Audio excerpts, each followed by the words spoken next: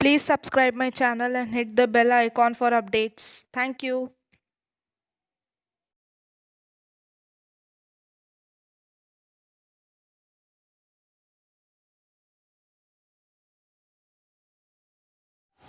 Hello viewers, welcome to exclusive one cooking. இன்றைக்கி நம்ம பார்க்க போகிறது மில்க் பேடா. ஃபர்ஸ்ட் நான் ஒரு கடாய் எடுத்திருக்கேன், அதில் ஒரு 1 லிட்டர் மில்க் ஊற்றிருக்கேன். இப்போ நான் கேஸ் ஆன் பண்ண போகிறேன்.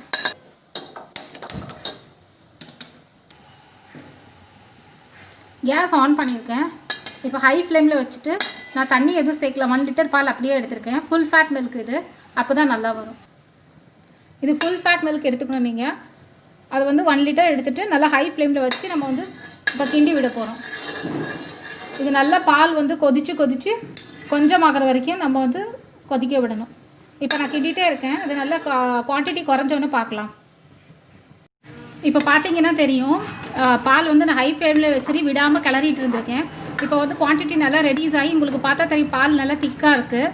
பட் இது ஸ்டேஜ் இல்லை, இன்னும் கொஞ்சம் கொதித்து நல்லா கெட்டியாக வரணும். அப்போ காமிக்கிறேன்.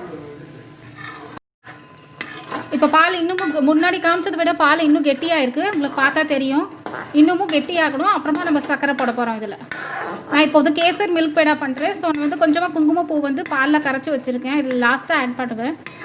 இப்போதைக்கு வந்து இன்னும் கொஞ்சம் இப்போ பார்த்தா உங்களுக்கு நல்லா திக்காக இருக்குது இல்லையா, இன்னும் கொஞ்சம் கெட்டியாகணும். கெட்டியானதுக்கப்புறமா நான் சுகர் போடுவேன். இப்போ நான் ஒரு 1/4 கப் சுகர் மெஷர் பண்ணி வச்சுருக்கேன். 1 லிட்டர் பாலுக்கு வந்து 1/4 கப் சுகர் கரெக்டாக இருக்கும். ஸோ வந்து மெஷரிங் கப்பில் 1/4 கப் சுகர் எடுத்து நான் இப்போது சேர்க்குறேன்.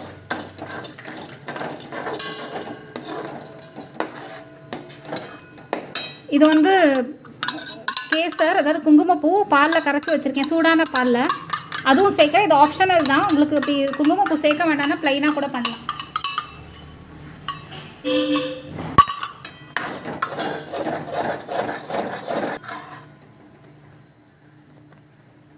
இப்போ கண்டினியூஸாக ஸ்டர் பண்ணணும் அண்ட் சிம் ஃப்ளேமில் வச்சுக்கணும். எப்போ பால் நல்லா கெட்டி ஆகுதோ அப்போ நம்ம வந்து ஃப்ளேம் கம்மி பண்ணிக்கணும். ஃப்ளேம் வந்து சிம்மில் வச்சுக்கணும், இல்லைனா ரொம்ப பேர்ன் ஆகிடும் அடியில். அதனால் வந்து நம்ம சிம் ஃப்ளேமில் வச்சுட்டு தான் கிளம்பணும். நான் மில்க் பவுடர் வந்து இன்னும் கொஞ்சம் எக்ஸ்ட்ரா டேஸ்ட்டுக்காக ஒரு டேபிள் ஸ்பூன் இதில் ஆட் பண்ணுறேன். மில்க் பவுடரு நீங்கள் எந்த பிராண்ட் மில்க் பவுடர் வேணால் எடுத்துக்கலாம், ஆட் பண்ணிக்கலாம். ஒரு எக்ஸ்ட்ரா டேஸ்ட் அண்ட் ஃப்ளேவர் கொடுக்கும். ஸோ இதில் வந்து மில்க் பேடாங்கிறதுனால நம்ம ஒரு கொஞ்சமாக 1 டேபிள் ஸ்பூன் வரைக்கும் மில்க் பவுடர் ஆட் பண்ணுறோம்.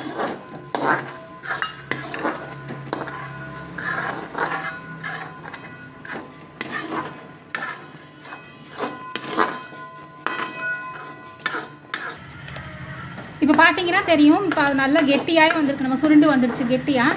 இப்போ நான் வந்து ஒரு 2 pinches ஆஃப் இலைச்சி பவுடர் சேர்க்குறேன். இப்போ நான் ஸ்டவ் ஆஃப் பண்ணிடுறேன். இது நல்லா கூல் ஆகணும். கூல் ஆனதுக்கப்புறமா நம்ம என்ன ஷேப் வேணுமோ அந்த ஷேப்பில் நம்ம பேடா பண்ணிக்கலாம். இப்போ நான் வந்து இலைச்சி பவுடர் மிக்ஸ் பண்ணியிருக்கேன்.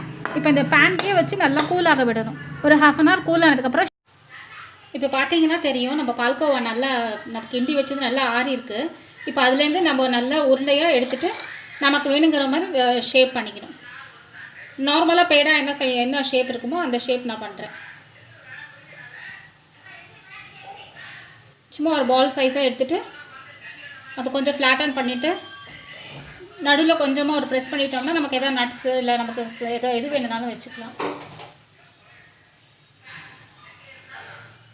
நான் நல்லா கூல் பண்ண விட்டுட்டேன். ஒரு 15 minutes நல்லா கூல் பண்ண விட்டிங்கன்னா உங்களுக்கு ஷேப் பண்ண வரும். ஹேண்ட்ஸ் அப்படியே ஒட்டுற மாதிரி இருந்ததுன்னா நீங்கள் கொஞ்சமாக வெட் ஹேண்ட்ஸ் வச்சிங்கன்னா உங்களுக்கு நல்லா ஷேப் பண்ண வரும். கை கொஞ்சம் வெட் பண்ணினீங்கன்னா ஒட்டாமல் வரும் உங்களுக்கு.